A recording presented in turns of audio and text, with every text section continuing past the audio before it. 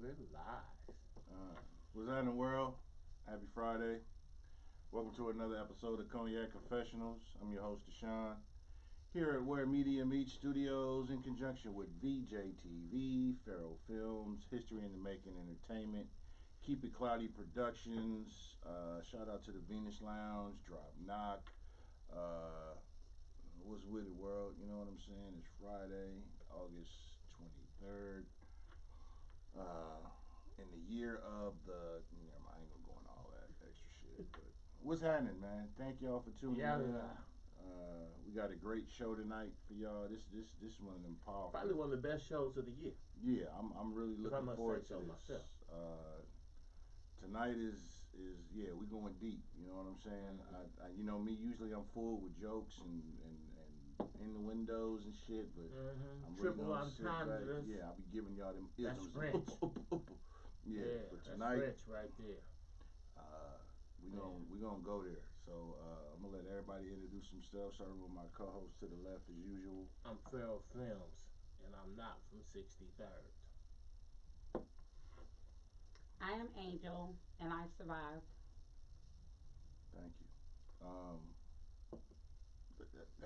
That was okay. So we got hold Wendy on. and Latonya already Yeah, in the yeah, we got a few comments. people on. Anthony on. What's happening? Wendy, thank you for tuning in.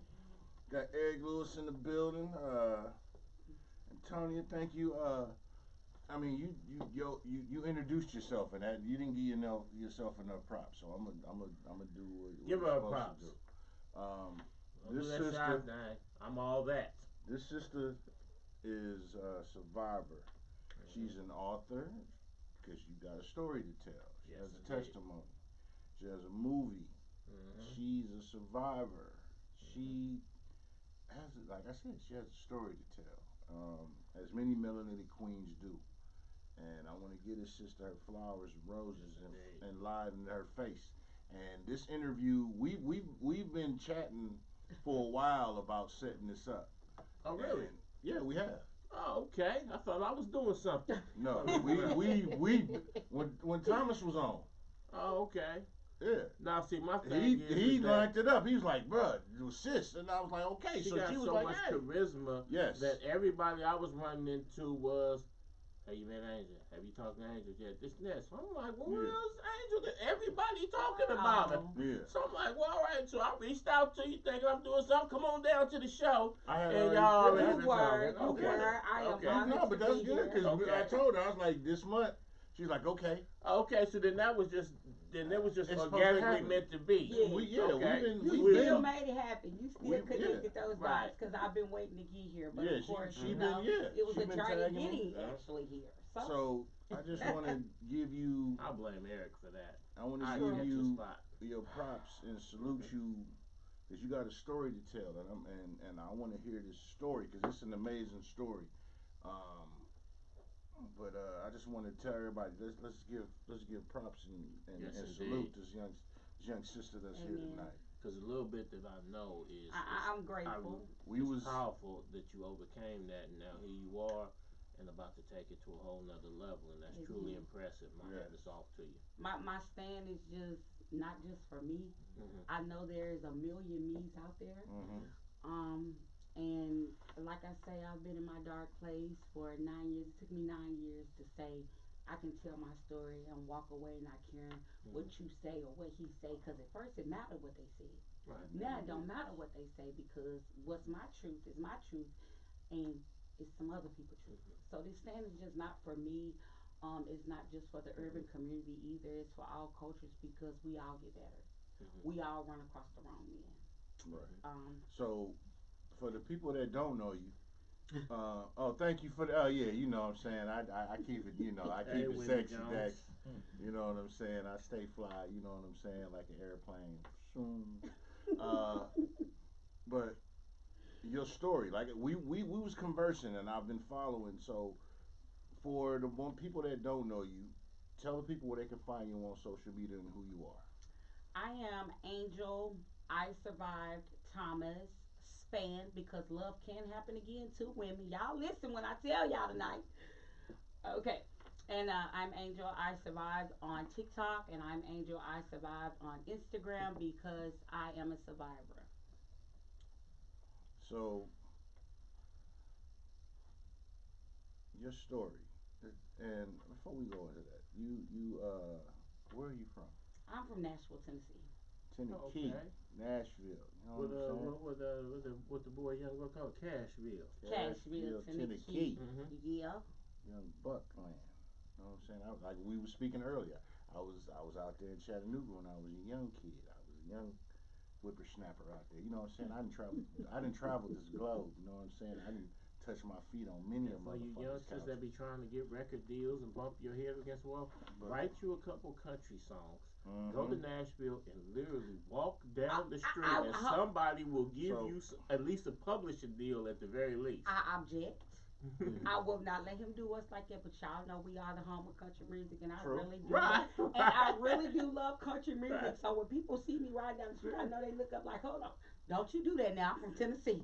No, Right. I'm saying if So somebody sis, want to get a record deal, y'all out here look, bumping y'all heads up against the thing, trying to get record deals, this and that. man, You really want to get in the music I business? tell you, Write you some country songs yeah. and go to Nashville. Literally, If you you'll ain't be in one bumping, office and the next person be knocking. Hey, no, come over here. I got something for you. so like I said, we've been conversing, and I've been following your story, your path, and like I said in my intro to you, you're a survivor uh, of atrocities that you shouldn't have faced as a melanated woman, and as a melanated man, King, Lord God, because I am God's son. Amen. I claim my throne. Uh, I sit in awe and amazement of because we talk, and from what I've watched and have watched, you sharing your story, I'm amazed at what I've seen. And like I said, we've been in communication of this day happening for a minute. Um, I don't. Let's start off with tell people where you from, how you started. I Okay. don't never script these interviews, so I really like to just I'm from flow a organically. I'm from a housing project right outside the Titan Stadium that they're currently tearing down. Uh-huh. I actually watched them build the Titan Stadium as a kid. My mom called me Put Put, and my life was kind of like my name. I watched drug dealers sell drugs. I watched people get shot. I watched a man give his drugs to another man, and they drug him with the car. I watched them drop that man. I watched another man get shot execution style in the back of his head with my 4-month-old brother sitting beside me on the porch.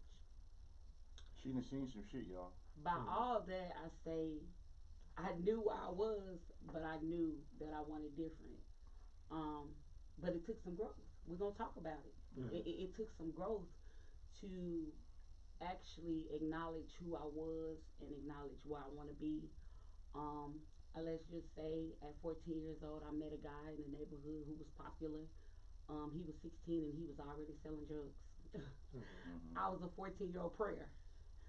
I was in theater arts. I was in chorus. But what happened was they took that away. They lost funds for that. Left me no choice but to be outside and equipped to what was outside. Mm-hmm. Because at first I had these other things to do. You know what I'm saying? So I met him and I act like I was his cousin because he had a girlfriend. I was that weak on me. Okay. But my mom was my mom, and she was a good mom, but she was a worker, a provider. And So that left a us lot as of kids, unsupervised time yes, because she and got to us as provide. kids, we take that as our leeway. Yeah. But in actuality, we should be being kids. Mm-hmm. I was being But some grown. places we grew up in don't allow us the opportunity to be kids. That's Right. true. I was being grown. I introduced him to my mom like a homie family type of guy, and my mom let him move in at 15. Mm-hmm. Okay, so you were 15. I mean, he was 15. How old were you? No, he Um, was 16 no, he was He 16. was 16. when You they were And first 15. met. when I first met him, I met him summer. I was 14 years old. That following September 23rd, which is my birthday, I turned 15. He went to juvenile. When he went to juvenile, he had a girlfriend. The girl did him dirty. I told the girl, I'm not his cousin, I'm his girlfriend. I started taking care of him from in there. Some things my mama did while I was young made me able to take care of him. My mama did some illegal things that she shouldn't have done. So it made me. She made survival possible. It made survival possible, and it made me able to do for him what other teenage girls couldn't do. Like I was able to get in my car and drive down there and visit him on Monday, Wednesdays, and Fridays, and leave Saturdays and Sundays to his mama. Because I've always looked at like an older girl. They saw me so much. The sheriffs, although I was 17, was letting me in without even looking at that. I stuck beside him. I rode him every day. The day he got out, he said he wanted to hang with the homeboys. He cheated. I left, and I came right 24 back. hours? 24 hours, but I was only 17. So that was my leeway right there to walk away. I didn't. I stayed. I went to the doctor and found out I was pregnant, Mm. and I had to chase him for 6 months. How old were you at the time when you I was found it? 17, Okay. and I had to chase him for 6 months. And once I got to showing and he knew a baby was coming, I looked at like 7 or 8 months. He shut down everything he had going on and decided to be a dad. Mm. So That's beautiful. yeah, that's For the moment. true. So for because we ran right into this. Let's give people an overview of your story and go into the details of it. Okay, the overview of my story is I was once married to a man. We had 5 children. I Yes. gave him to a woman that I thought loved him. I won't lie to y'all. I baffled before I gave him away. I was the wife. I was the wife in actuality, but I was being the side chick. I was and I would let him tow it. He could go over there when he wanted to, come over here when he wanted to. You see what I'm saying? Because I thought I was doing the right thing for the kids stuff. Mm. That's what I was trying to do. Grandma told you that story when you was younger, that it's better to keep your kids and your family together. Yes. And you like, grandma wasn't able to do that, but let me tell grandma that I'm stronger. I'm not going to do that. Because what my grandma did is she came home and she caught my granddaddy in her bed with another woman. That's doing too much. Correct? And she left and moved to Tennessee. My mom was 3. Today he's married to that lady's sister that he got caught in the bed with. So he left that lady. And he's married to her sister today. Yes, they're 80 something, they're 70 something years old, but they're married today. Facts. Grandpa was wildin'. Wow. So, Damn. Yeah. Boy, what they could get away with back in the days. Gangsta. But your story, because you've survived domestic violence.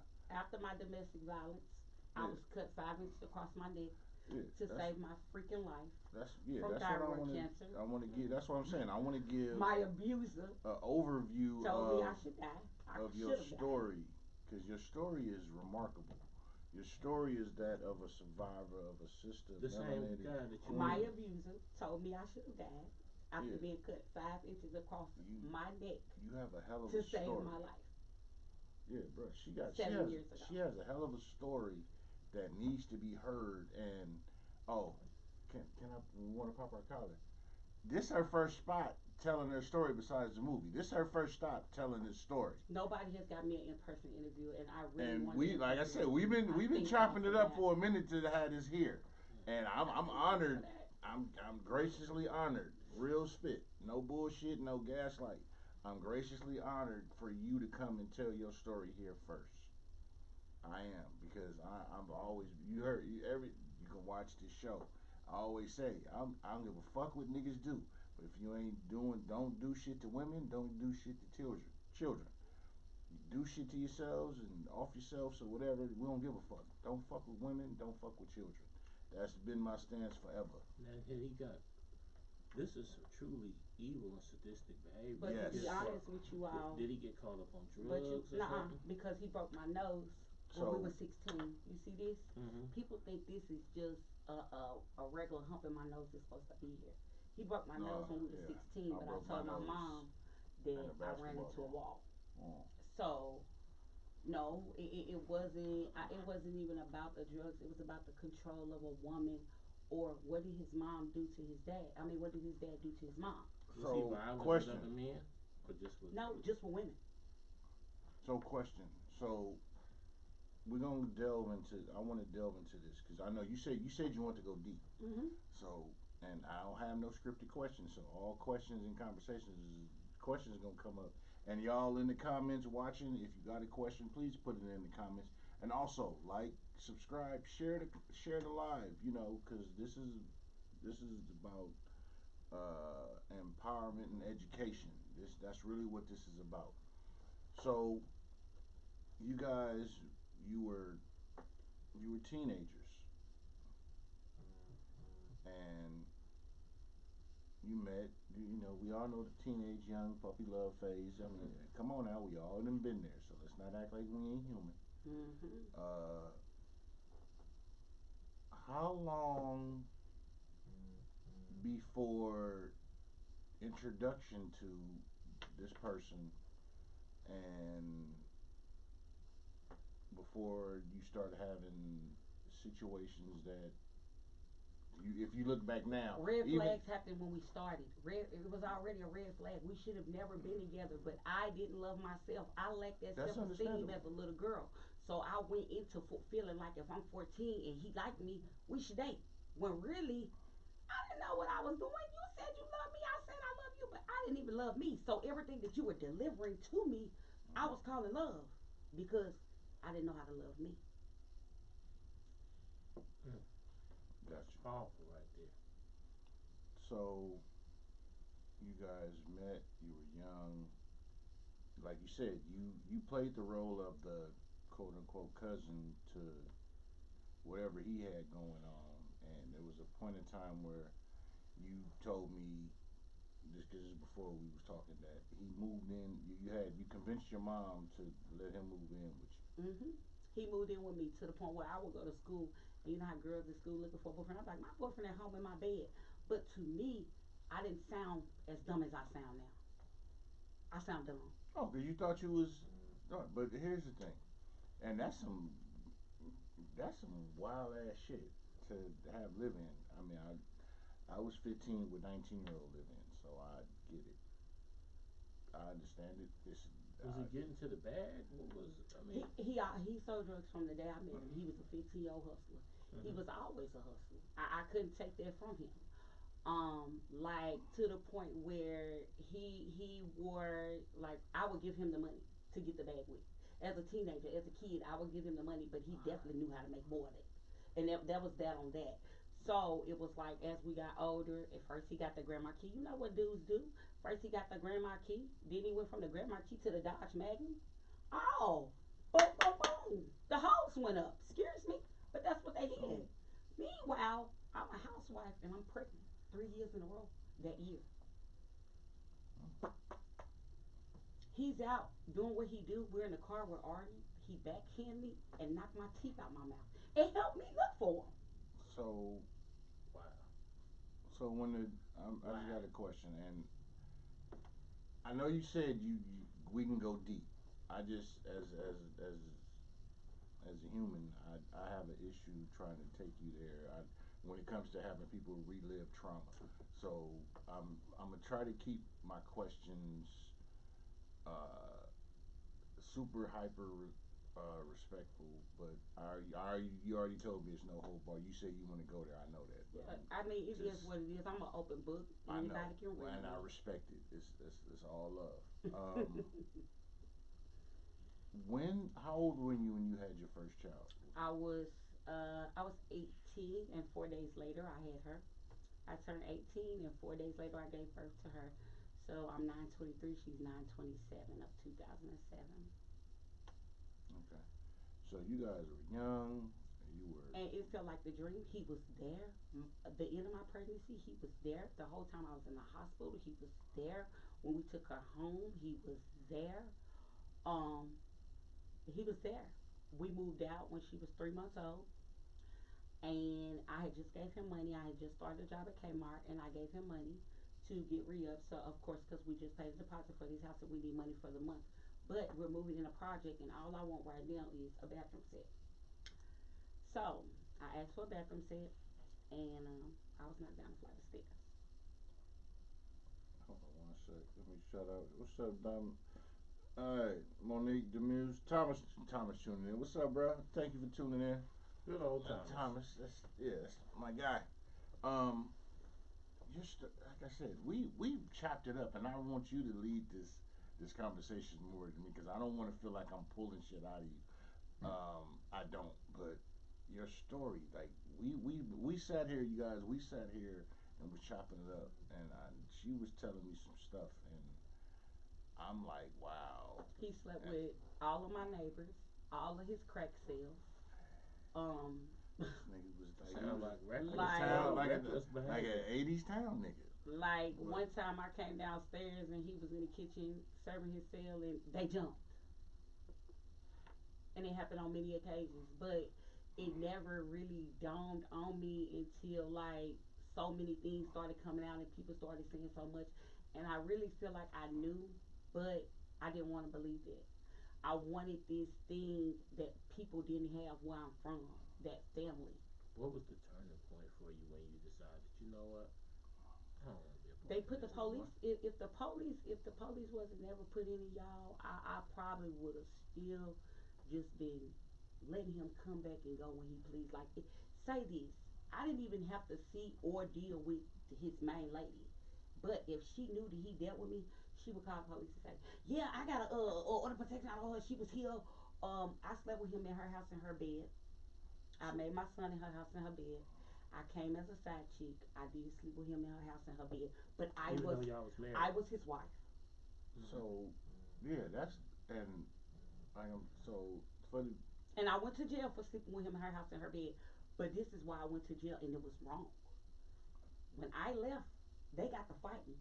She went outside, called the police, and told them me and her just got to fighting. And I never even seen them right here in the soul.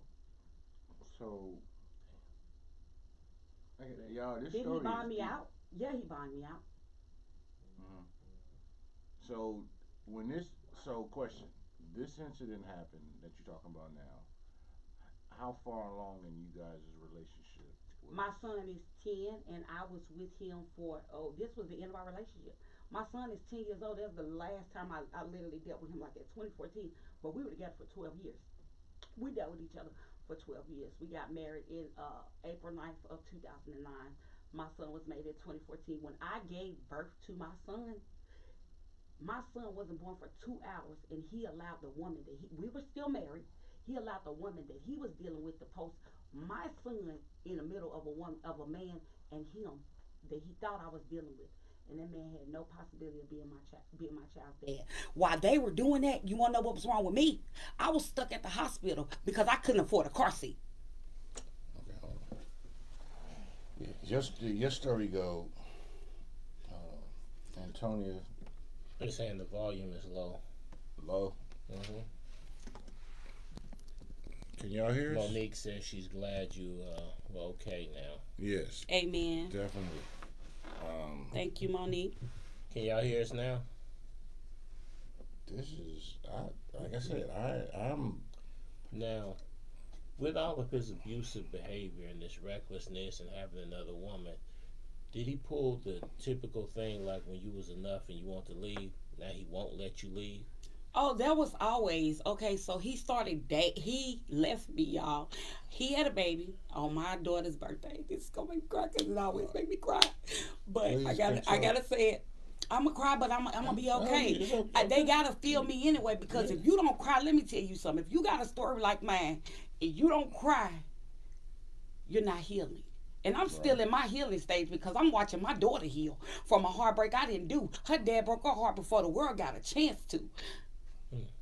So so me personally, I'm under a lot, but I'm a pusher, a big pusher. true. So with that being said, what was I finna tell y'all?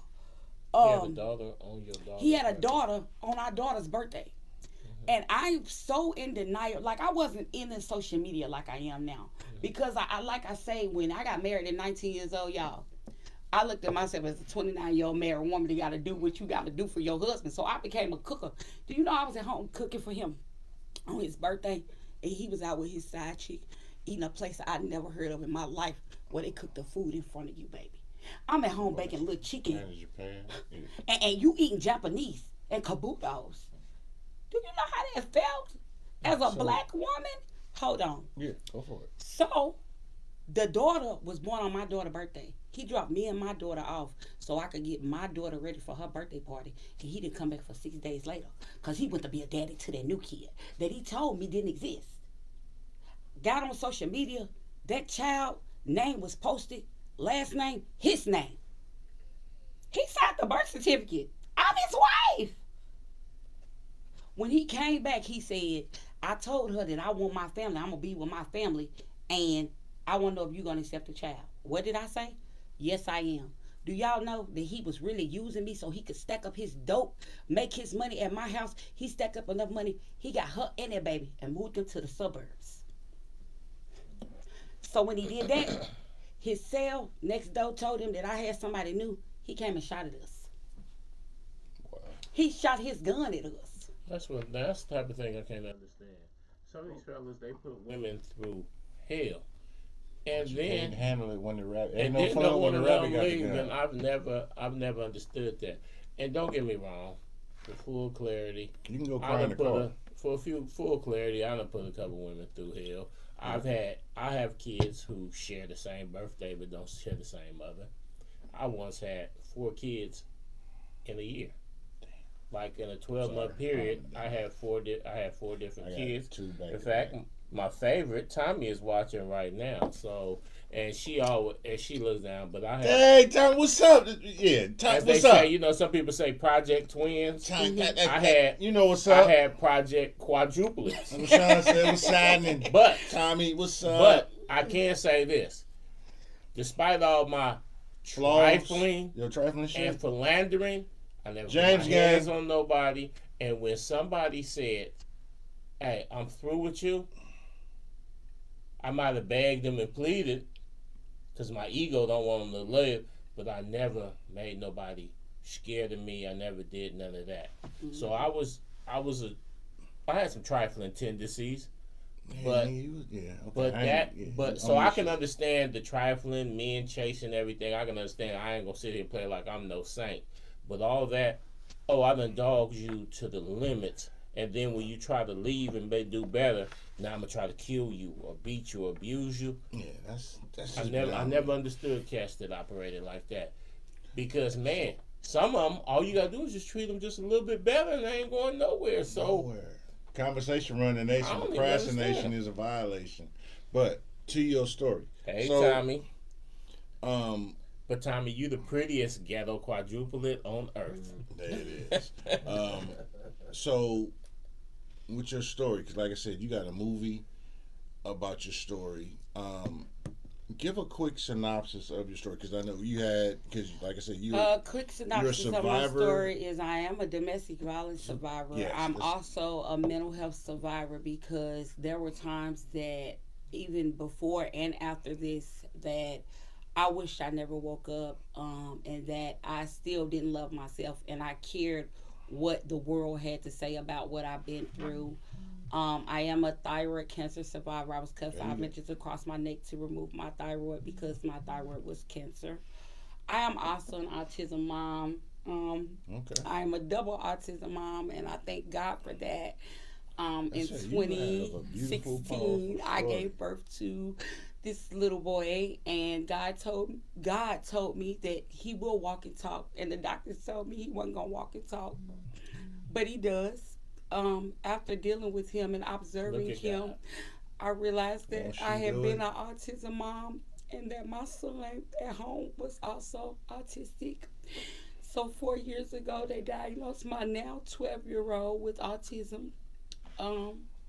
The schools over on the other side of the world failed him, but I will say now that today we are in California, and California has skipped him up and put him in band, and they're acknowledging him for his true age. So That makes me feel good too. Okay. that was a lot, and And that's why we I'm don't F around in Mississippi and Alabama, Louisiana, and all that. And California is where it's at. It ain't perfect. Man, we it beats not. the hell out that other stuff. You came. When did you come to California in the Bay Area?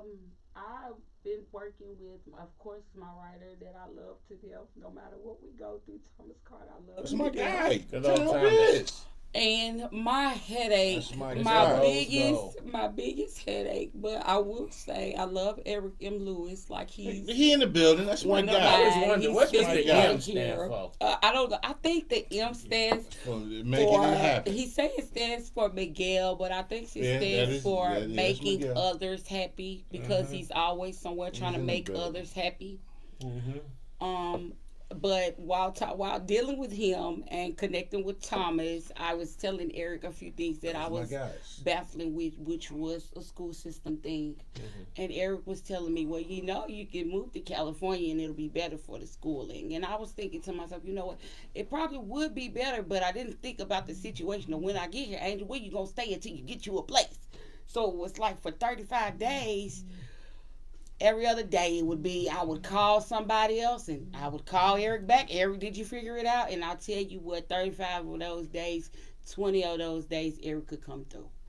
No matter what it was, Eric has been by my side, and Eric definitely deserves his flowers. And I love you, and I need you to know that. That's my Good guy. old Eric. He over there chilling. I love Thomas to death, and That's I'm right. thankful for both of them because what they have done for me Salute. is simply believed in me and Yes. changed me and my children's life at the same time. They changed my process of thought because believing in me is putting empowerment into me as well.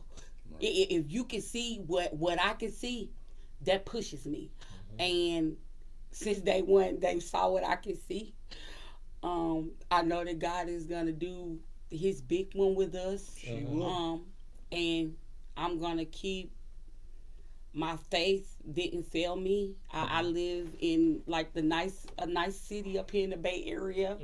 All my kids got a room at my last house. I had to make my garage my fifth room. I got a fifth room here, and that tells me that God want me here. There you go. The deliverance from God from getting to California has been amazing. And I just want to say thank you guys for having me. The love in the Bay Area has been outstanding. The Bay Area is full of love. Now, Thomas, he's all right, dude. Let me tell you something about this. Tom, Eric. that's my guy, man. 15 years ago, Eric put a dent in the back of my van. Red van. Oh, we And filming it's Town still Biz. there. Every time I walk back, I ain't Eric drove was that filming van Town in years, Biz. but every time I walk by that van, We was I look filming at Town this big Biz. old dent in the back, and I was like, man, Eric put Actually, this dent no, in the that back was of the more than 15. That was 16 years ago. Okay, 16 years It was ago, my Eric put a anniversary dent in the next back week. of my van, and he ain't never even talked to me about it. What? We was filming Town. I remember that dude. It was in clarity. It was for a movie It was a full scene. movie Oh, scene. He was okay. tussling with somebody, and I was That like, shit was I funny. came and it was an outline of Eric in the back of my Oh my van. gosh. Hey, In but fact, Ram said, what we're going to do is we're going to pull that out, this and that. Yeah. And here we are 16 years Years later. I later, walk by that that dent's van, still there. and there's the arms and the... Oh Hey, my it's goodness. nostalgic. Really? but That was the first movie we ever did. It was a movie called Town Town Biz, Biz. and that's when we first met. That's when we first met Eric at. Oh, And we've been rocking ever since. hey, Right Tommy after that, said we you met scraped Thomas. her brand new custom rims. Yeah. We're gonna let bygones be bygones. Get him. Hey, I'm trying. We don't dwell in the past. We let bygones be bygones. We gonna get you due. Wow. But you She really have chipped in with an that. incredible journey because you survived. We domestic violence.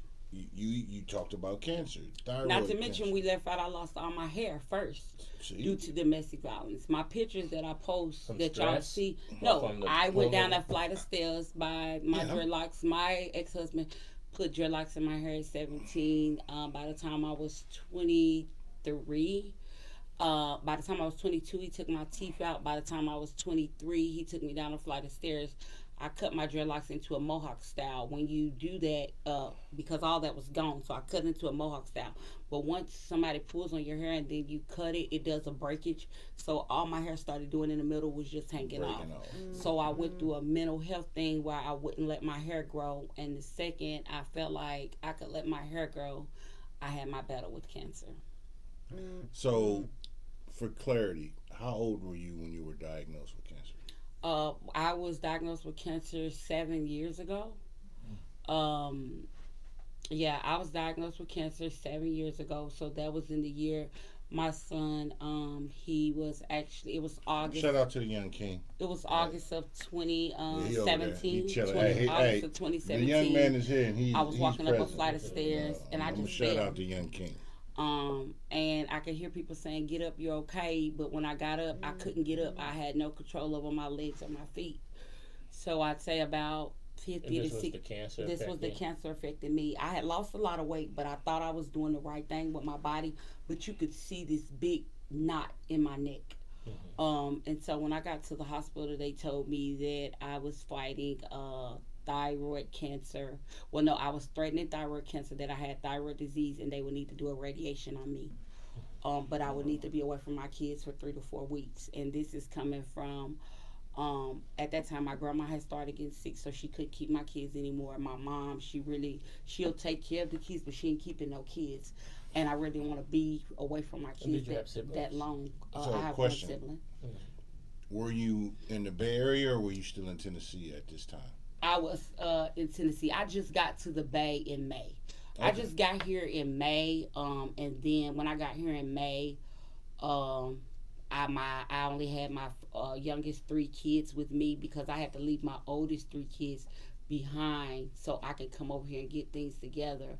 I just want to say I'm I know you were grateful happy for when you were having. able to send for them. Correct. I'm very grateful to have understanding kids. I feel like with me doing everything that I've done, I've taught my kids to never give up, and it's never too late. True. And that you can be anything that you want to be, because I don't have a high school diploma and I don't have a GED.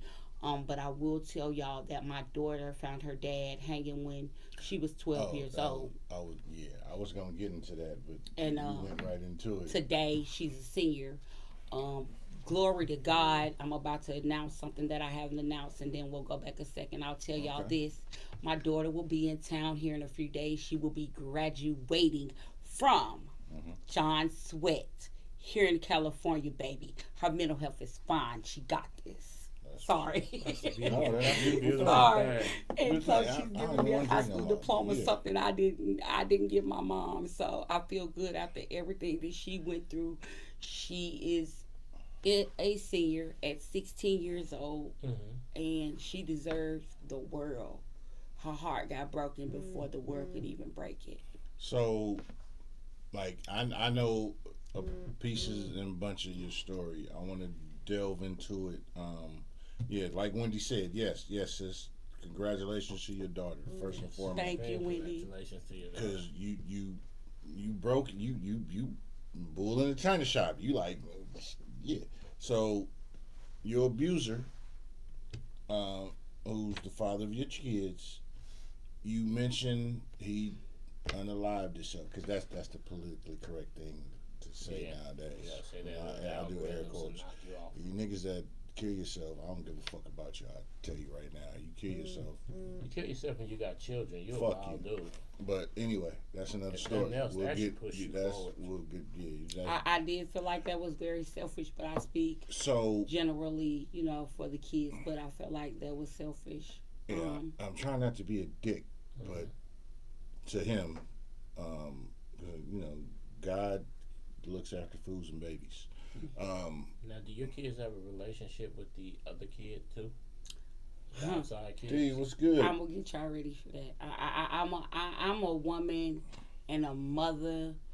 I get that feeling you're a But woman and a mother How do you anything. before anything. So I'm before I figuring- got in my I'm figuring you would probably be loving and nurturing towards before that I got kid in my too. car, although my daughter was sent in a house where somebody, I feel like they knew he was in there dead, although she was sent in there where he was dead, came out, said he was dead, and sent back in there on 911 phone call, I forgave them. So before I got in my car to drive to California to do what God has called me to do, I got on the phone and I forgave the person who tried to ruin me.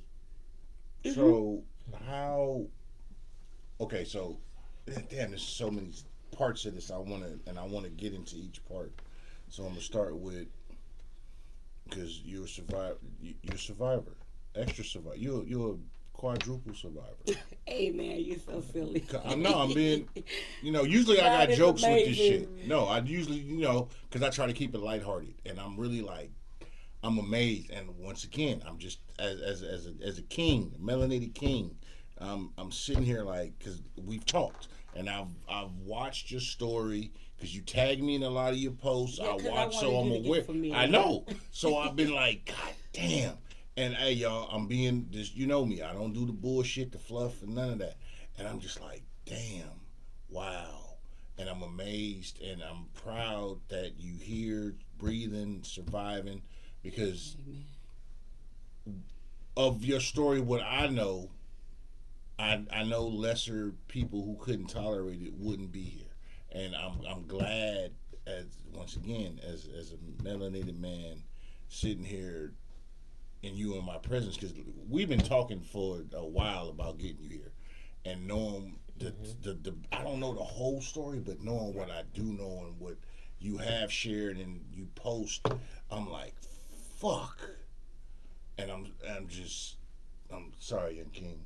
Once again, I'm always apologize. He's apologizing for my son. Y'all, my son is here. The young man is here, and I'm trying to keep it PI on his wildness in the comments for him, because I really am. Yeah, Ant was good, but you're a testament and a true survivor, and I applaud you, and I'm so glad that you're here to tell your story, because surviving. A majority of melanated people are based on survival. Y'all can act as hard as you want to be and all this, but a lot of us are built on survival and facts. And that's just real. Not being funny, but I'm just saying this is what it is. But your story, because you've survived multiple daggers. It's like I'll use a carnival for just representation. Where the carnival dude be like, hey, I need a volunteer, the nigga that throw the knives, and you get on the thing and the wheel and they spin you around and the mother, bro, I'm sorry, the dude throw the knives at you, and you got hit. You know what I'm saying? I'm just being honest, And then, usually they like bing, bing, bing, and he go off and hey, they ain't got hit with nothing. You got hit with that's a person with God a rope. sends you. Let me tell you something about your testimony. He gives his test to his strongest people. But you also got to understand that I've been a little girl my whole life, but I've been a little boy, because I come from a place where I felt like I had to be in defense mode. So it was people who didn't want to be mean to me that I came across that I was mean to because of the lifestyle that I was used to also. Okay. So he had to do some waking me up. Mm-hmm. He had to do some waking me up. And there's no order in how he wakes you up, So a lot of my things and a lot of the people... to or it tends to you. Yeah, so a lot of the things that I came across was for my good reason. For good reason. Some of those were eye-openers. You know what I'm saying? I might have didn't wake up as soon as it came as an eye-opener. Yeah. But as it gained so much... God left me no choice. He said, let me tell you something. You either going to keep going down the hill or you going to go back up. But it's going to be some people you got to leave. And that's so unfortunate about elevating is that, people tell you elevation requires separation. It does. And it's easy to say those cliches and pop your collar and kiss words. But when you find yourself in a position where you really got to separate from people that you truly love, or separate, even not necessarily truly love, but sometimes when it's all we know, and then we venture out to something new, we go back to what's comfortable because it's all we know, and what we know, family, friends we grew up with, even if they're all detrimental to you, if that's what you know, then that's what you know, because you know how to navigate, you know how to deal with that. So even if everybody on the outside could be like, oh, you need to get the fuck away from them. Mm-hmm. I'm part of my friends. But it's got to be up to you. But when you comfortable, when you, not necessarily comfortable, but you know how to, this is what you know. And then you got to navigate. separating from that A can lot of people are almost be scared to see impossible. what's on the other side too. You know, you scared that So- you might get something worse. Mhm. Not even knowing you got hell right here. Cause I had hell. So you, like I said, yeah, you've But been I know through. how to deal with hell, so I would stand hell. And that's what it was. Some people use that quote, it's better to deal with the devil you know than the devil you don't know. But let me tell you something. Why not deal with no devil and work on you? The fear of the unknown. That's the problem. And then we usually 'Cause grow everybody up don't around need people somebody. who also are. We grow up watching other people accept the devil and this and that. So we become. This is what it is. In fact, when somebody come to us and say, "Oh, here's a better way," or "This is what you should do," they might as well be talking French. Yeah. Yeah, because They might as well be talking some other language. So, Exactly. so you, piggybacking. I'm trying to get these points of view because we covering so many things instantly, and I want to delve into them little bit by little. And I appreciate you for this because I got this the platform. This your platform. This is like I said. I don't script I these. need my story told. I need people to know what happened. Tell your story. Like, because it's a testimony. Know that you can. If anybody is watching this that has went through this or is going through this, like, look at me and tell yourself that you can. You might ain't ready to leave right now, but let me tell you something. We leave mentally before we leave physically anyway, sisters. True. Now, just have a second. Let me cut you off, my guy. Your abuser, you mentioned he unalived himself, and your daughter was put in a situation where she had to go in.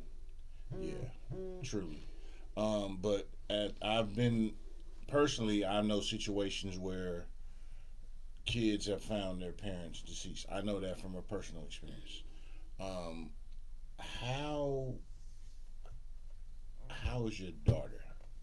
First and foremost, First and foremost, how is your daughter today dealing with finding her dad in an unalive position?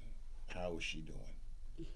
I'm gonna ask that first before we go into. She is doing better than I thought she would. Okay. She is still loving herself. A lot of kids, when stuff like that happen, they go look for love in other people. My daughter is very strategic. I think that's the word I'm looking for about who she allows in her space and in her life. Mm-hmm. Which is why she didn't want to come to California and go to school, because it's hard for her to re-meet people. Mm-hmm. I will say that she is dedicated to success, and it makes me cry because that's where my strength come from. My strength come from her having the strength that she has that I thought she wouldn't have. Make sense? Right. I thought my daughter would need me still now more than she do. I know that she needs me, but when it comes to thinking for herself, I could leave her in a room full of smokers, full of teens having sex or whatever, and she gonna be the differ in that room. Other kids tend to look at that as a crutch as to why they should mess up. So her story needs to be told so kids can know you don't need that crutch. Mm-hmm. It's another route you can go and still be okay. So she inherited your strength off top. Yes, and she wants to tell her story. She's okay with me telling my story. Okay. That's big because, like you just said, she's okay with you telling your story because the jacket of us as a parent, because we all parents, mm-hmm. and you want to tell your situation, and your kids be like, "Mom, Dad, don't be telling that shit. We don't. You're gonna. I don't want my kids to, my friends to, And one end of the spectrum, it's like, shut the fuck up. I'm the parent. I'm gonna tell what I'm gonna tell. Mm-hmm. But there's also that other side of it where you gotta listen to your kid and embrace how they feel, and we got this, the new age parent and shit. The shit that we didn't have as kids. It was just like, motherfucker, we having Salisbury steak tonight. That's what the fuck it is. I ain't hungry, motherfucker. You gonna starve. But it's the whole, never mind. Trauma. I sheltered mine completely. They don't even know I got a story to tell. This once again, like I am in awe of your strength as a person, your drive, your commitment to following and seeing this through, because you have a fucking, my bad little guy, a fucking story to tell that is inspiring and needs to be told and needs to be seen, heard, visualized. And I'm so glad that you have, in the process of having this be a movie, and because as a melanated man, I'm so tired of the cliche stories that we get and see that they throw upon us. They put it in your mouth like a flaccid penis all the time, and you niggas fall for it all the time. Those same stories, but we can't get the real stories. And this is a real story, the true real story of survival, strength, survival, beating the odds, continually battling and not quitting. Because once again, and just to not lighten it up, but put it in perspective to y'all that you might just be tuning in late or whatnot. This sister was hit with major scorpion sting, or going through, you swimming on the beach and you got hit with hella jellyfish stings. I just in life, and that's unfair. And you hear, hey, like I said, I can't play that the song by them three sisters that I'm a survivor, but you are, and I'm once again I'm like, wow, we've talked, and I'm like, fuck, but you're here, and I'm grateful that the Lord, she has, and you heard what the fuck I said she, has the Most High, motherfucker, has given you that strength to endure and tell your story. So you got it in a movie form. Let's talk about that a little bit. I asked my daughter first, how does she feel about me putting our life, my story in a movie, but I needed to include what happened to my abuser. So in my movie, what happened to my abuser is different. For my movie covers everything that I've ever dealt with in my life, period. I lost first my grandma when she got sick. It was elderly. It was like an elderly abuse. She went into a rehabilitation center and they didn't take care of her. So my movie covers domestic violence. My movie covers cancer. My movie covers autism because I'm an autism mom. My movie also covers elderly abuse. It covers sex trafficking. Like I said, I had a friend who we sat down and she was 15 years old and she had already been with 106 dudes. So it's like that. I understand. That's what. What messed me up was when he died. I found out one of those dudes was him, and she had a baby with him, y'all. But okay. But I just say this to tell y'all that my movie covers many awarenesses that I deal with personally. Not only does domestic violence happen in the urban community, but it happens in every culture. So my movie is for every culture, even serving the LGBTQ community because it happens in their world as well. For my movie, I am delivering my story because I know that somebody else has this story. My movie is faith-based because only God can save my life, y'all. Only God can bring me from the nights that I wish I stayed asleep. Only God can bring me from the nights where I wondered why me. I stand firm to say I am a better mother than I was when I was chasing the wrong thing. I am a better person. I am a better friend, and I am a better daughter. My dad broke my heart before the world got to as well. Um, I met three dads growing up in my life, but the man that I felt like was my dad was a pastor, and it kind of made me question God and wonder why wasn't I good enough for him.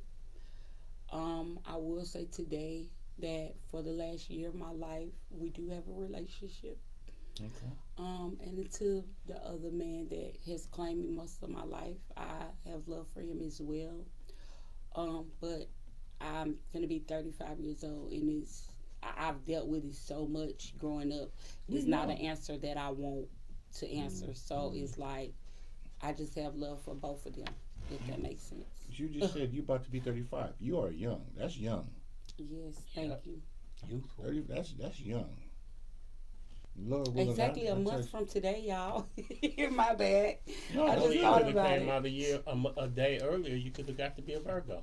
No, I love being a Libra. Now my mom is a Virgo. My mom That's My unfortunate. mom had me Motherfuckers 16. confused, That's but Had me. unfortunate. She turned 16, and then 11 days later I was born. So I grew up with my mom. Well, as the official Oh. king of Virgos, I anoint you an honorary Virgo.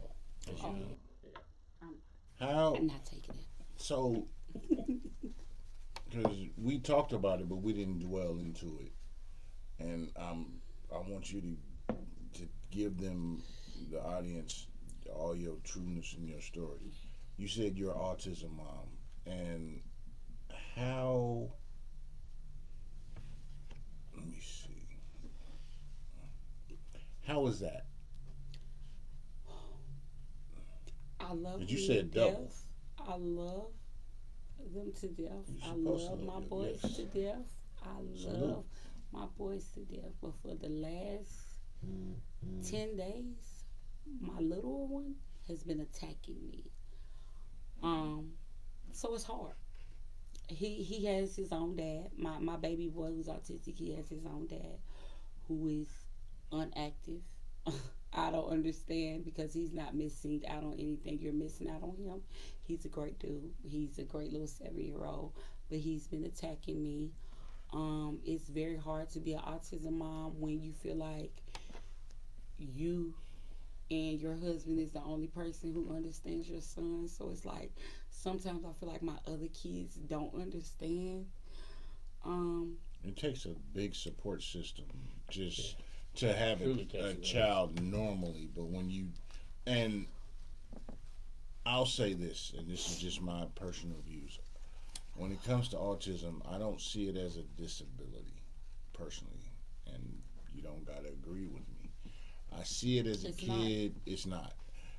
Autism is a kid who has a heightened awareness in a specific area of their existence, whether it's attentive to numbers, attentiveness to order, like organization, OCD, or it's just a heightened sensitivity of awareness where My son could point out to you Concord, California, Antioch, Brentwood, where he lives, Rodeo. In a minute, he's going to know over in this area. And this is a little boy who's been here for 3 months. You know what I'm saying? it's a heightened awareness. He wants to do autism books so people will see more and hear more from him. Okay. He's obsessed with 1967 Chevys, Malibus. He knows his years, his cars. me too. So he That's- wants to Well, put that in 65 books. Chevy for me. He wants to put that in books, and That's what's up. 6'5" Impala. but I will say he committed suicide before he even found out that we had one autistic child. And with the relationship that he grew, You said he committed suicide. You mean the kid or the dad? the dad committed Okay, yeah, 'cause suicide. Sorry, yeah, he committed clarify. suicide. My bad. He committed suicide before he even knew that we had an autistic child. Like he Okay. talked about my child being autistic with this other man, but you and I had one too. Makes sense. You get what I'm saying with that? Yeah. Press on. You keep it going. I'm in awe of your strength. My bad. I just. No, I know you're bad. It's not. No, please don't. I'm sweating It's so everything, bad. okay. It's a lot. I am, like I said, I'm in awe, respect, and admiration of your story because you have a great, and we really ain't went into a hell of your story. I mean, even we sitting here talking, we really haven't went in deep. But Because you we have still got more to tell y'all tonight. You have a hell of a story to tell, and I am like I said, I'm in awe and admiration of your strength as a melanated woman. That's Amen. true. Von Trapper says your son might be a savant. Yeah. Amen. I'm in awe and admiration of what you've gone through from what we've shared before we went live, what I've noticed and what you've shared with me before when we was interacting on social media, and I'm just like, damn, this is. I will give you guys. This is just once again my personal opinion. Like how y'all, and I'm getting on you niggas' helmets. I ain't gonna go on you niggas hard, but how everybody was clamoring in on the blind side, and that was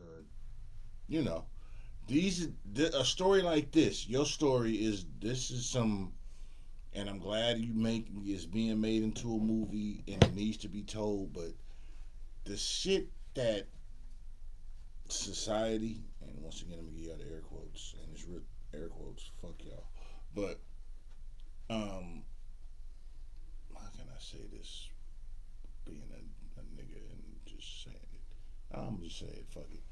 The shit that y'all gravitate to, the fictional shit, even though you have The Blind Side was a good story, but it was some bullshit behind it that we found out later. But we'll follow Empire, and never mind, I ain't gonna start bashing these shows that y'all watch hella much, Love After Lockup and all that other bullshit. These are the stories we need to be gravitating to and giving more credence to, more time to, because they're true stories and real stories, not scripted shit. No, baddies of suburban outfitter hoes, none of that bullshit. But I'm just saying, you feel me? I'm sorry, but everybody watching, I'm in total agreement. My story is to push and uplift, and y'all want to record baddies. And what's the name of your movie? Too Blind to See. And where and when is it in post-production, pre-production? Where are we at? We have everything in the lines. We have a team ready to shoot it. We have our cast. We are trying to get funded. So you're in pre-production. Correct. Okay. I don't really know. I'm just a lady with a story to tell. I'm learning as I go. That's what's up. I mean, because I'm in awe and amazed, and I am once again a fan of survival, because I always push for us. Amen. I jump, skip, rope, and all that shit. But I don't play games. I quit elementary school because they had recess. But this is crazy, y'all. Yeah, you know what I'm saying. I tell it like it is. But your story is fucking amazing. Oh, here's a question. Thanks. See, that's what I'm talking about. See, I love the audience. Thank you. How can people donate to support? Well, there is a GoFundMe up, and the GoFundMe is on the GoFundMe website. It is listed at $250,000 because that is including for the movie to go exactly how I want it to go. I want to get survivors from many different places and bring them in for the cameo appearance of the movie. I didn't want to just script survivors. I want a person who actually has been through it to sit beside me and meet me and know that we can stand together. And then there is an autism birthday party that is in the movie as well, where I wanted real autism parents with their kids to come out for the birthday party, where I'm going to do a real... What's the link to your GoFundMe? I can... It's, I guess it would be Angel I Survived.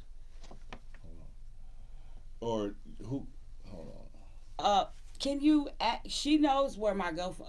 To Antonia. That's my friend. That's my friend. How you doing? Yes, no, she doing the right. Can She you just put it out me? there. I respect that. That's what I'm talking about. And help me deliver them the link, friend, please. Put it in the comments and I'll pin it. If you have it, put it in the comments and I'll pin your comment. Thank you. I love her. Yes, that's what's up. Von Trapper, that's my guy. Hi, Vaughn.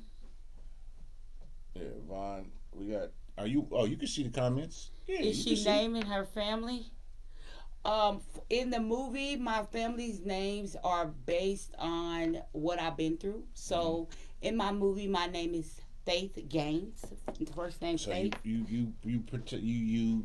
in the blanket. Yeah.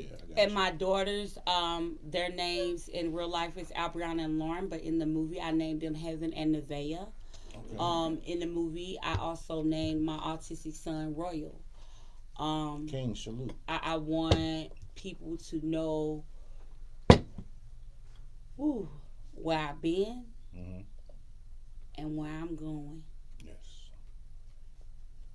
So through my movie. And we were speaking on, because I called you an author, and you was like, I ain't wrote the book yet, and I was like, it is the author. But I have not wrote a book yet. I would love to get help with getting a book out there. Make that happen. I've had a lot of people ask for a book too. So yes, because story and sometimes the story success stories of triumph when it comes to us as melanated overcoming.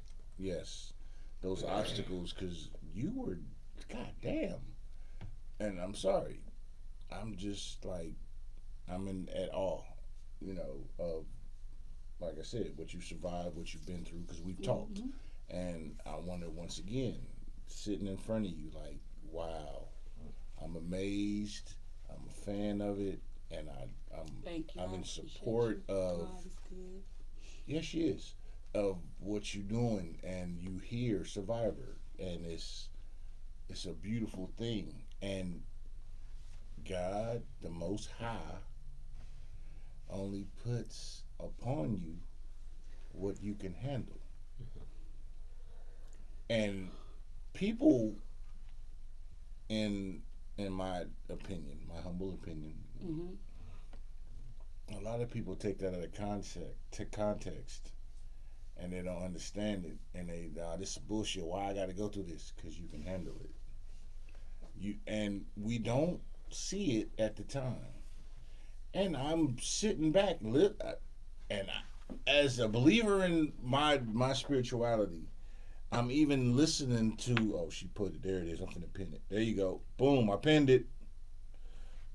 The GoFundMe is pinned in the comment section.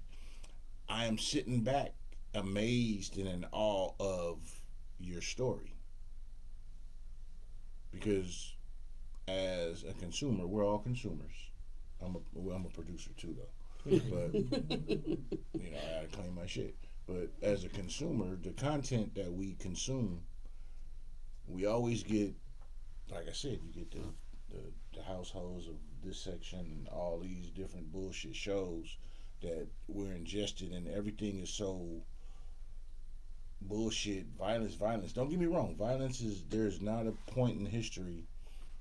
Well, there is some, but y'all ain't ready for that 3 a.m. shit right now. But there's stories that need to be told. Just like I remember when I was a kid, and y'all remember this one. Remember when Farrah Fawcett played the white woman in the movie The Burning Bed? Yes. And that was a women's survivor story of, this was the 80s.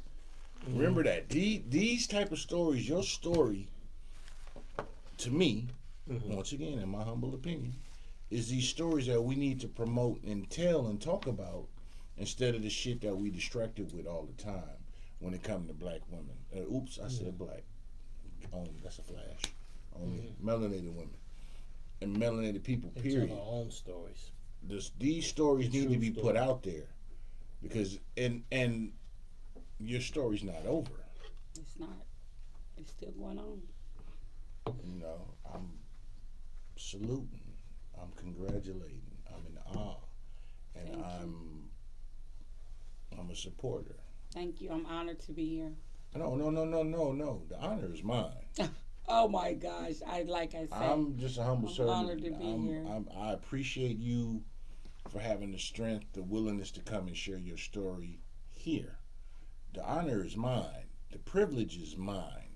Oh, thank you. All mine. And do you got some folks in mind for the roles in the movie? I do. I actually have the cast kind of figured all out as far as the cast goes. I broke the budget all the way down. I'm not worried about the 2 premieres because I know once the movie get out there, like I say, I've had Kevin Durant, I've had DeAndre Hopkins. I now have Jaylen Brown looking at my story. Shout out to Jaylen Brown. He was here in the debate a couple days ago. Mm-hmm. Yeah, I'm trying to reach out to With the him homie and let Sean him Granberry. know what my mission is to do in the Bay Area with just my movie. My mission is not just my movie. My mission is these children. Right. I want to reinvest my money. And, earlier in my interview, I mentioned to you all that I got in The Voice because the funding left for those programs that were out there for the youth. Mm-hmm. Yes. I want A to... quick note on that. When Trump and them people get to talking about cutting taxes and this and that, that sounds good on the surface. But you got to understand, when they cut taxes and they cut this funding, all of y'all sitting around talking, yeah, you know what Trump talking about there? Guess what? Those are programs It's not that get affecting cut. them because they're wealthy. Not only are they wealthy, they're taking school vouchers and using that to pay tuition at private schools that you won't be admitted to. So your taxes that you are paying is going to fund the elite's hobbies. But guess what does get cut? The inner city programs, Boys and Girls the Club, voice, the athletics, academics, this and that, right? So you got to understand the context. won't have funding So for when that they get youth to cutting baseball. these taxes and stuff like that, the direct result is, when I was a kid in school, you want to be in the band, they'll bring you an instrument. Mm-hmm. Now you gotta go buy. Now they your haven't even got the program period, let alone. Yeah.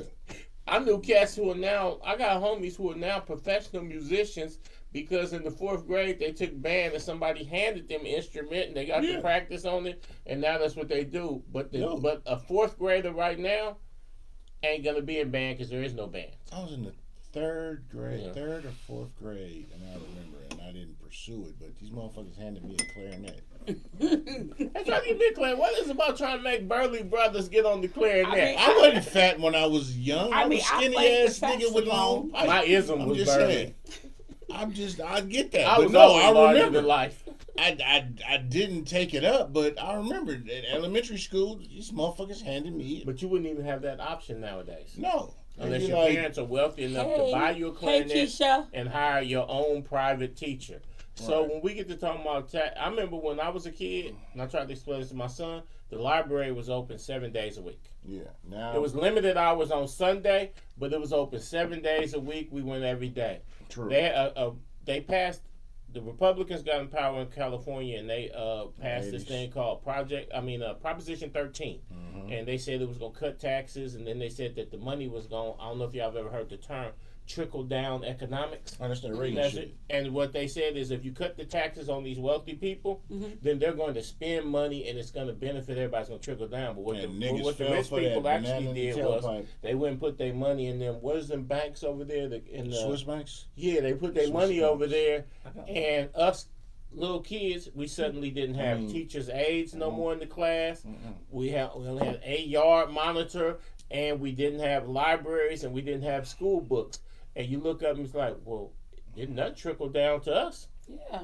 You know what I'm saying? And here it is 40, 50 years later, they still pulling them gangs. So we got to change that. I'm gonna utilize whatever is made after my movie is big. I want to bring a resource center to the Bay, a research center to the Bay Area, where I connect with Thomas Carter, and we teach the kids how to start production. We teach them writing, and then in the summer, I also want to run a summer program for those kids that feel like outside is itching.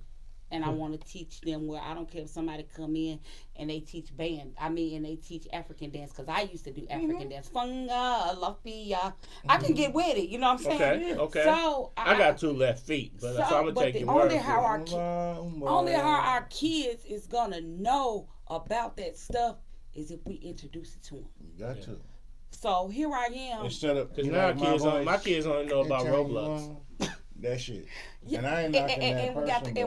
And we got to bring it down a little bit. See, my recess center that God gonna bless me with gonna be so fun. The kids ain't even gonna be mad. They gotta put their phone in a box before they come in, cause they're gonna be so happy. You know what I'm saying? And then they're gonna look forward to at Christmas time where we do plays, where people come in and they actually see what you've been doing. You know what I'm saying? We ain't just gonna be doing. We gonna be working.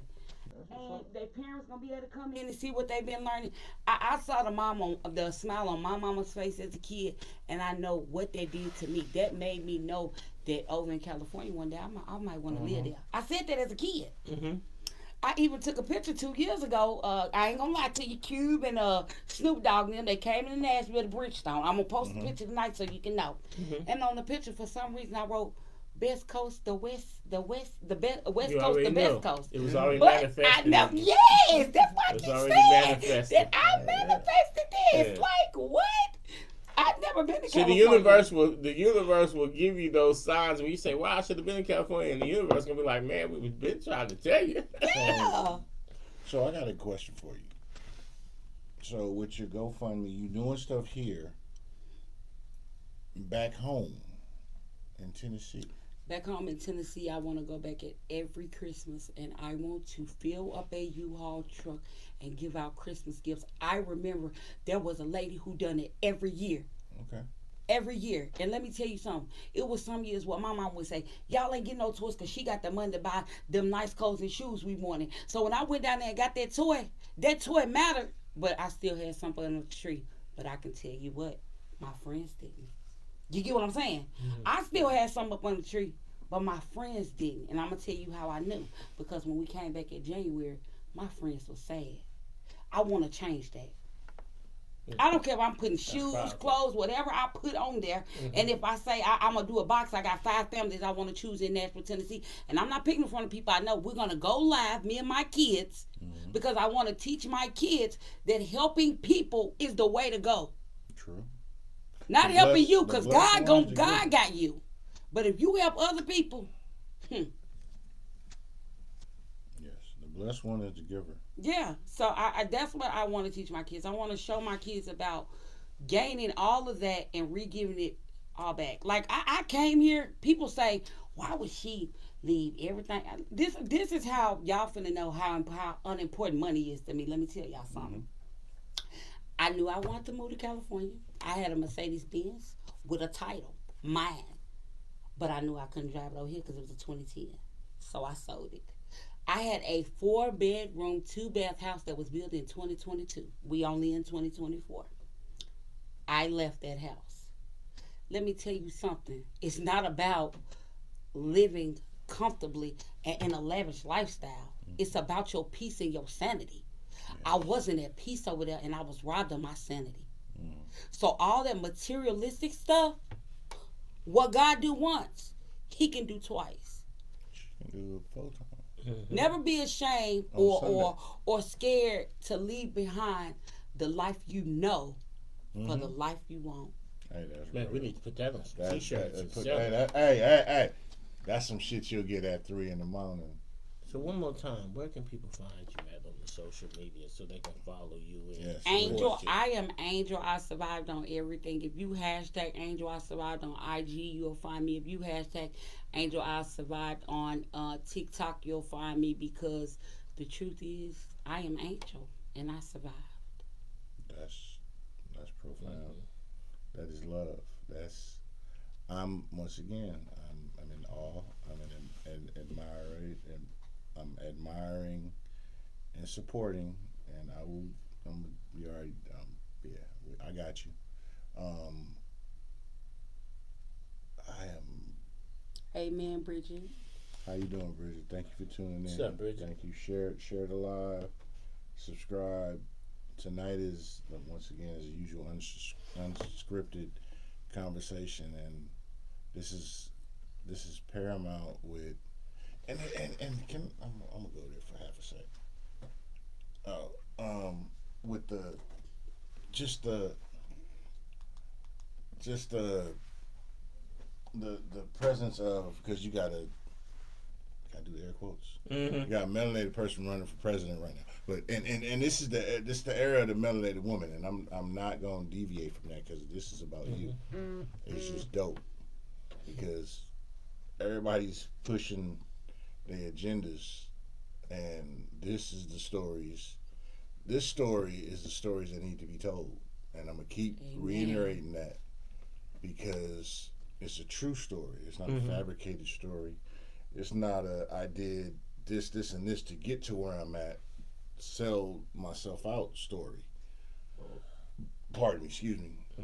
At nature happens better out than in, but better up top than out bottom. With all of us in here. Yeah, you know. Yeah. But I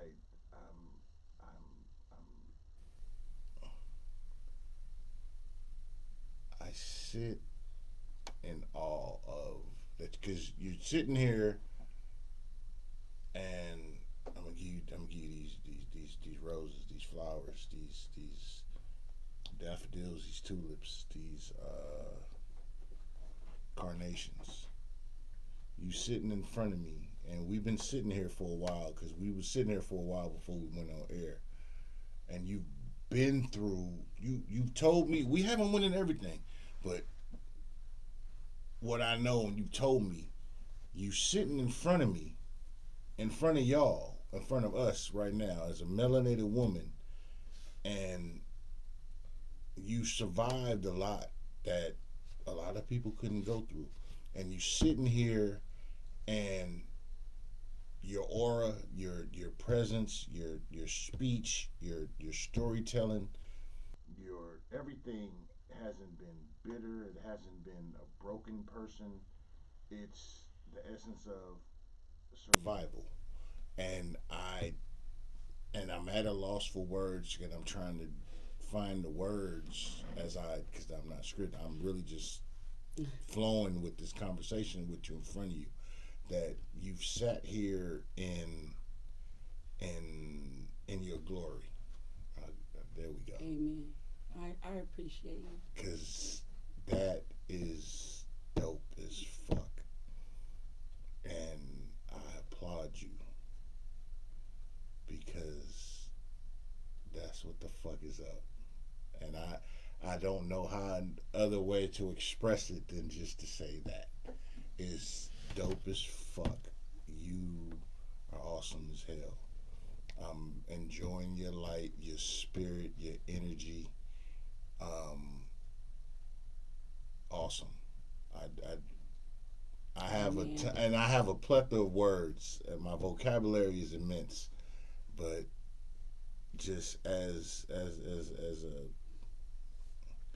a brother sitting in front of a sister who has a real story to tell, I'm humbled and thankful and appreciative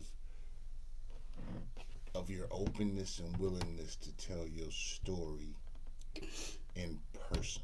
I appreciate that. That's real, and I hope my sentiment is conveyed, and I'm like, fuck, for real. I'm for real. I appreciate that. I don't have. It's love. It's for real because we all we got. Yeah, we is. And I'm proud of you. Look at me. I'm proud of you. Thank you. I support what you're doing. Yes, ma'am. Don't make me I ain't cry. from the South. I'm Don't gonna take make my me hat off. cry. Nah, cause I'm if you know, you know. Yes, ma'am. Thank you. I appreciate that. Yes, Because ma'am. it's not easy, but I know that it's a part of my healing too. Is to tell my story. I am fuck. I'm at a Oh loss my of words, God. but I'm humbled on so many levels to be in the presence of a survivor. Amen. I appreciate you. Thank you. That means a lot. I'm just being real with you. Thank you. Amen. Thank you. I'm really grateful I came out Thank here. you. I'm glad I came here. Thank you. For real. Thank you. I continue success and blessings. I'm. You want to? I. He, Yeah. he's at a loss for words. I'm no, and that's just. Understandable, though. I don't like being at a So loss for words, supportive. but. And there's more, and we could probably go for another 2 hours, probably, but I'm just. Thank you. Amen. That's all I can say. Is thank you, thank you, thank you.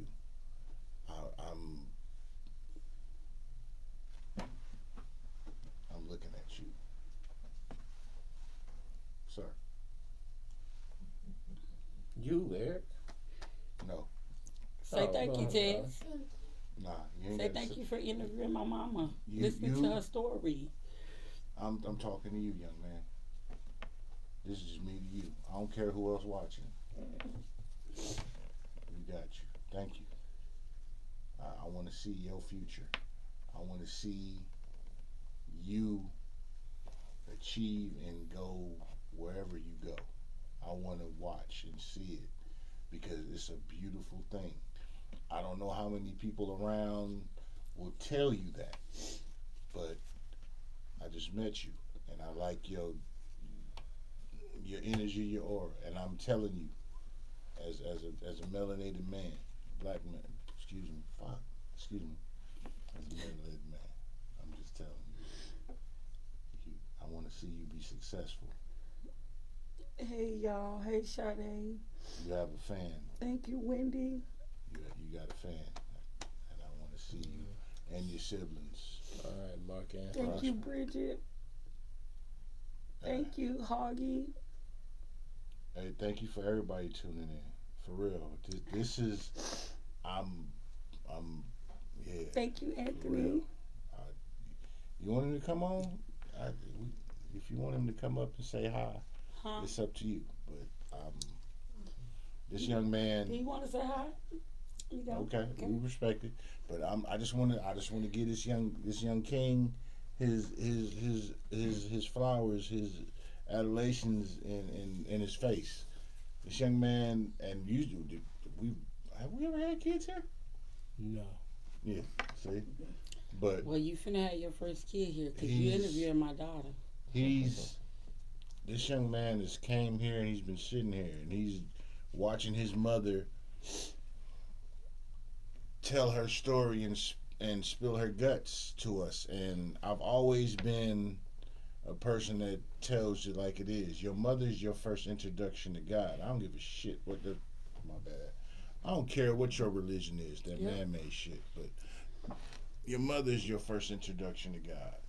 And for a young man Thank y'all so much. to witness his mother be able to express her, be vulnerable, and this young man is sitting here witnessing this, that's profound to me.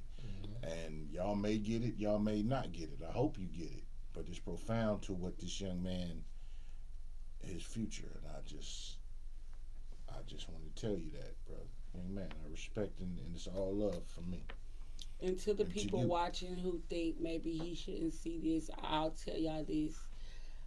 I don't hide anything from my kids, and you would rather you tell your kids how the world is than let the world chew them up and spit them out.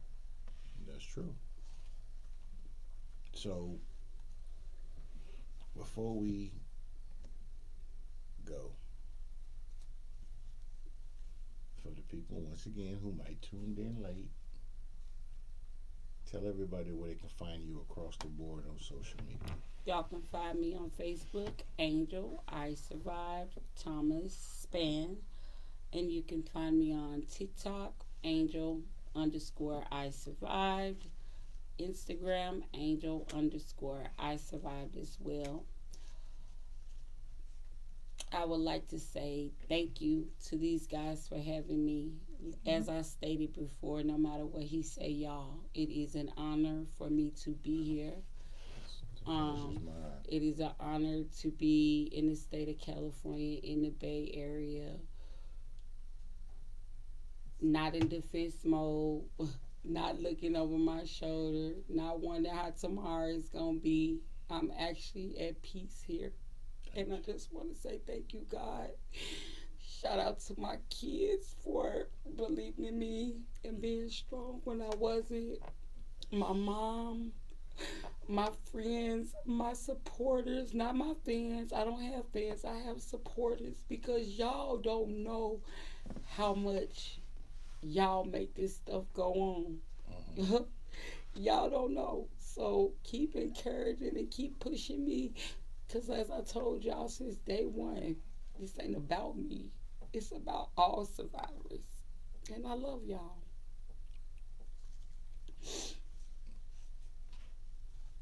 I want to apologize to everybody. I ran out of gas a little bit.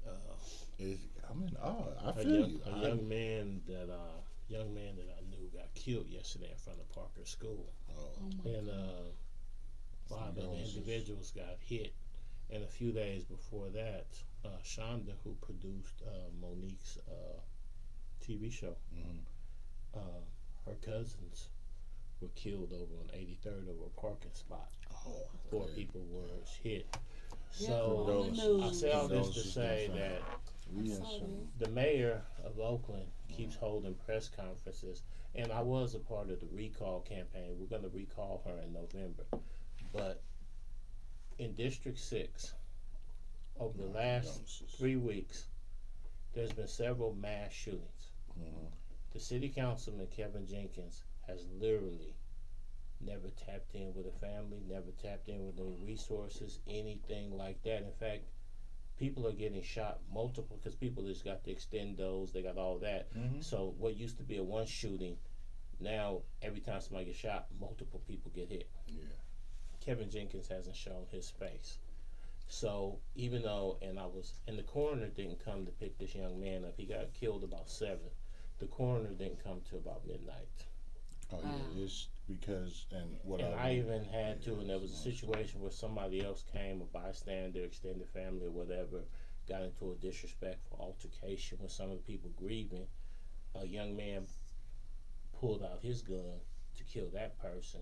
And I literally had to tackle them and hold them down. Not on no tough guy shit, but I also knew this other young man. I watch the news every morning here, so I know what shootings you're talking about. And I tried to tell him, Town Biz, we got to do better. Don't crash out. It's too many witnesses here, and the police is still down there by your cousin's body. Literally, if you kill this person right here, you can't get away with it, this and that. Like, please, listen, don't throw your life away. And he came back to me about an hour later after he calmed down and thanked me. But I say all that to say that I could not go to sleep last night.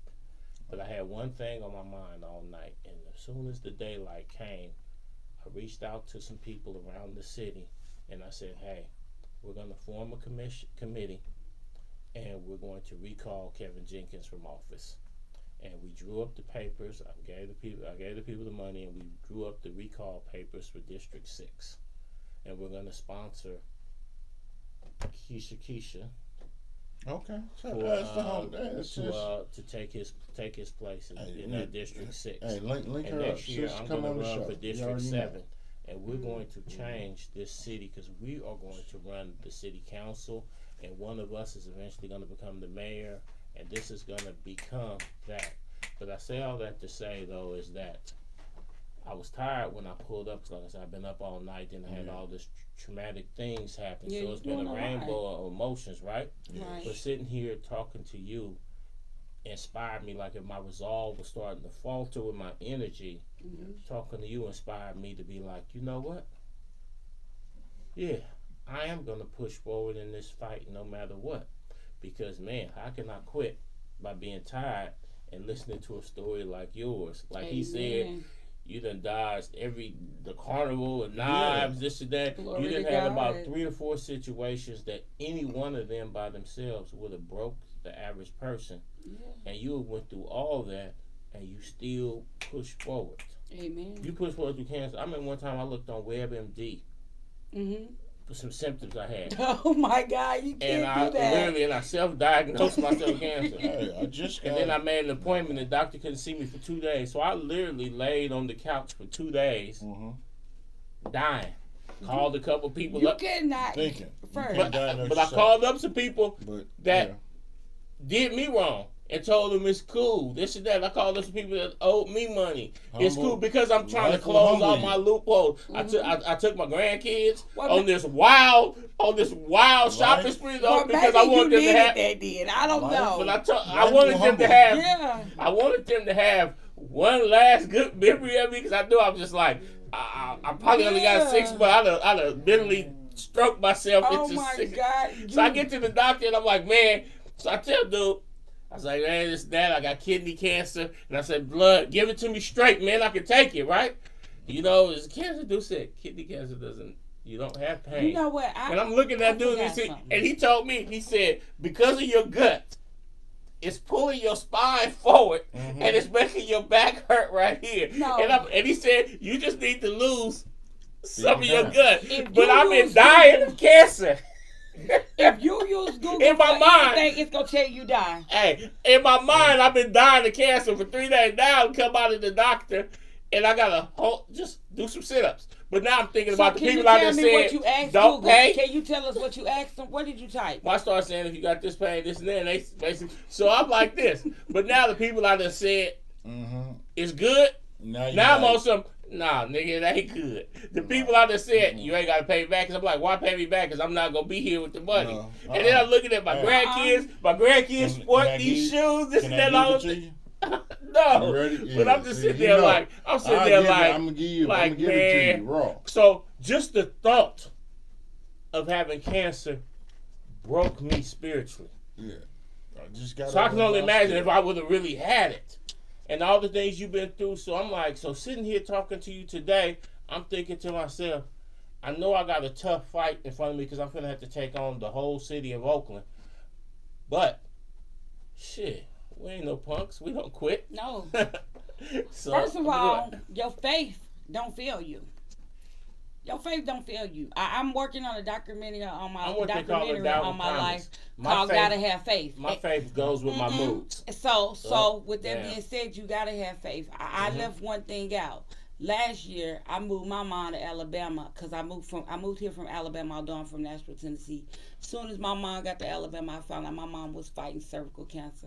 In August, my mama beat cervical cancer. Do you know that the radiation took my mom's body down so bad that 1 minute she's moving like me and you, and the next minute she's moving like an 80-year-old woman do? With that being said, I say this to say, people feel like because you beat cancer that you're okay. So with my fight is, to this day, my mama cannot work. I just told you she beat it a year ago. She's always been a lady who worked 2-3 At jobs. a minimum, you got to go 5 years before they say they consider you cancer free. With that being said, she's fighting so she can make income and have money for herself, but she's worked so much. When I say so much, it's built up. And it's crazy that she's having to go through that fight. So I'm trying to move I'm about to Yeah, don't say what move you're my trying to do. mama here Yeah, to I'm a Jedi. California It's no by try, December. it's just do. Beautiful. And So like I said, I can't even imagine actually fighting cancer because the thought of cancer had me so whooped. In the morning, I was getting dressed to go up there to Kaiser. I was Medically? preparing myself like, okay, when this man give me the news, I'm like, whatever medicine I need, and I'm like, so what kind of cancer you thought you had? I thought I had kidney cancer. Oh my goodness. So I was like, I couldn't wait to like, okay, I'm gonna deal with it. I'm gonna be strong. I'm gonna bring all my kids together and let them know, y'all gonna need to look out for Hey, each other. I ain't girl, gonna be hey, here. queen. The man Make sure that said, y'all tune you in. just got some pull on your spine from your gut. And I'm sitting there like, so it's not cancer, dude. Like, and the doctor looked at me like, what on earth are you like? Wow. And I said, I went on WebMD, and he was like, don't do that. Yeah, because you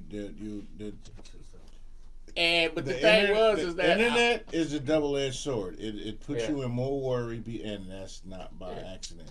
Well, I walked out of there with a whole new lease on life, but still mad at the decisions I had made over the 3 days. You better leave Google alone. Yeah, I just had my own cancer scare, and I just happened to. I ain't even gonna go into my shit, but I love you too, Nia. Thank you, Queen. So, this is a lot. But once again, drawing the focus back to you, I'm 1,000 times appreciative and honored to sit here and listen to you share your story. And I'm proud of you, sister. Thank you. I'm proud of the way you've held your chin up high through all that shit. And we didn't go into everything, and we didn't. We did, y'all. And I didn't want to go into everything because I want people to desire to, one, watch your movie when it come out. I didn't want to. We don't want to tell everything. We want y'all to want to know if you really want to know. There's a lot. This is a true wow. I just want to be in the movie. And my movies have done over 20 million streams. You want to be in the movie, and this is what I need from you. I need us to come together and let's get it funded and let's get it on the road, because there is plenty open areas for many of people. Like the lead roles are filled, but there's many other open roles for people. And the fact that y'all gave me my first in-person interview, I didn't want him sitting in the church row on the pew. Okay. Shit don't burn up. I go in there. It's this outfit you got on. I got to give it to this. This is nice. I dress how I want to be addressed. I'm the king. I ain't got nothing to do with church. Yes. I don't but it's a church scene in the movie, so I was just trying to get. I don't like being lied to, but anyway, that's another story. I don't go to church either, but I was You'll just get praying. that at 3 in the morning. My thing You say 3 in the morning one more time. You better understand the witching hours. I don't do it. I'm a master at pulling off a movie with no funding. Hey, master. Well, we need to get our mastermind together, because we got to give these people what they're waiting for. We got to tell this story and make this global impact and save. In my head, while we've been sitting here, I already wrote it in my head on how to pull your movie off with very little funding. When you we could have your movie. We could have your movie done by December. Y'all better ask somebody. No, we're not flirting. My husband is here, love. Who flirting? I don't know what she say. Tamara, cut it out. Cut it out. She flirting. You flirting. Because I'm professional. I'm married. My anniversary next week. And I am remarried too, Tamara. That's why you keep hearing me say the Thomas Spann girl. Yeah, so ain't nobody flirting. She's just joking. Tamara's actually She's cracking up. She's a and talented. Nice to meet. Hold on now, that's my cousin, because she's Thomas and I am too. She's a talented writer. What's up? That's my cousin. No, I'm just playing, y'all. But we might be for real. I'm a Thomas. Okay. So back to the. Okay, so what were you saying about? You thought about the movie and what were you thinking? I already know exactly how we could pull it off. I'm telling you, I already wrote it in my head just now while we were sitting here. I got it exactly how it could be pulled off. She said, "Yeah, we cousins. We Charlotte's cousin. Hey, cousin." Like they did on Porter Justin at the barbecue. Cousin Lucky. And my name is Cutting P. There's one thing about this independent film game. Creativity overrules everything. There's a creative way to pull everything off. I've produced 9 movies. I am a master at this. I have done. And sisters, amen, Queen. Yes, we are.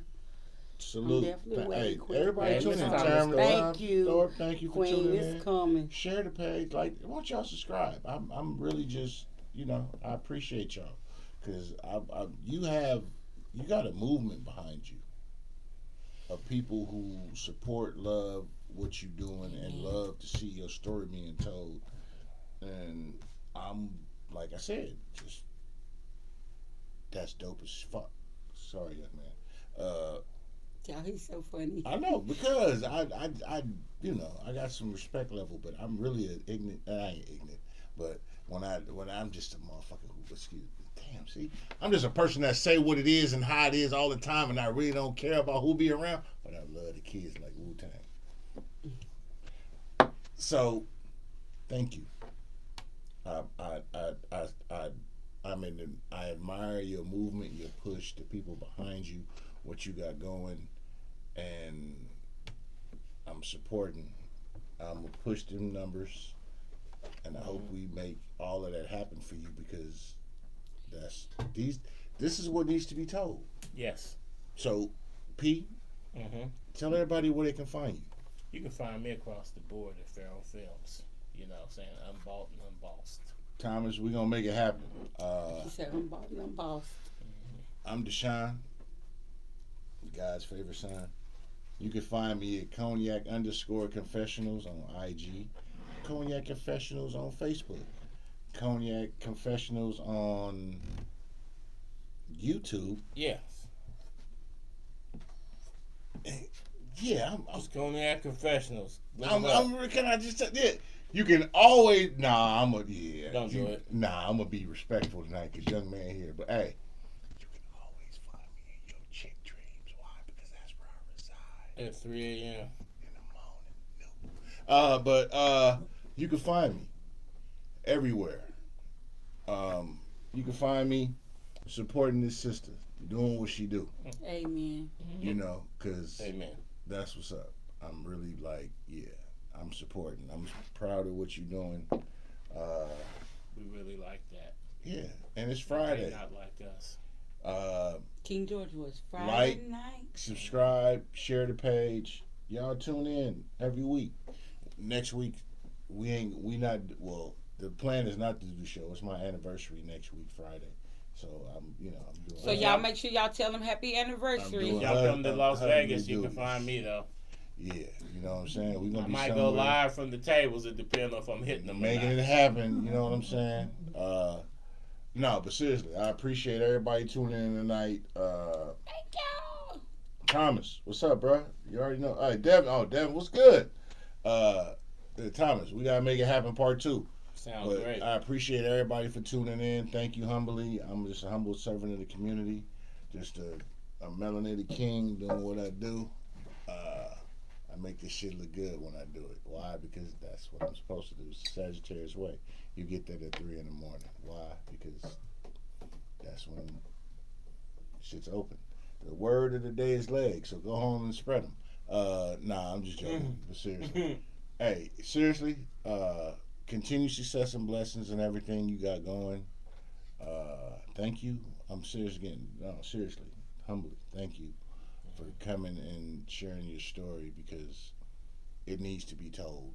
And I want to be like hella jokes and laugh, but I really do, because that's just what I do. And I'm like, dang, I'm really trying to keep it on this level, and I am, because I can, but I'm gonna have fun after this. Thank you. Really though. My guy Eric Lewis is in the building. He in here. Shout out to you, young king here. Shout out to the other king here. Salute to both of you, young men. Yeah, shout out to my husband. Please. I don't Shout post out. him a lot. I don't talk about him a lot. But when I tell Shout y'all out. Who you need that to shout out? that's my courage. That's my pusher. That's what I'm talking Shout out to my mom, my brother, like my cast members that calls me on a daily. The cast members that I became friends with. Everybody who comments, like, just thank you to all of y'all. Y'all don't know how much y'all are appreciated with what we do. The support is majorly needed. Thank y'all. All right, for real. Thank you, support, salute, continued success and blessings. And as I always say, now it's time to say goodbye to all my Negro friends. Hey, not catching y'all next week. Catch us the week after that, because I'm married and I got to go do some married shit.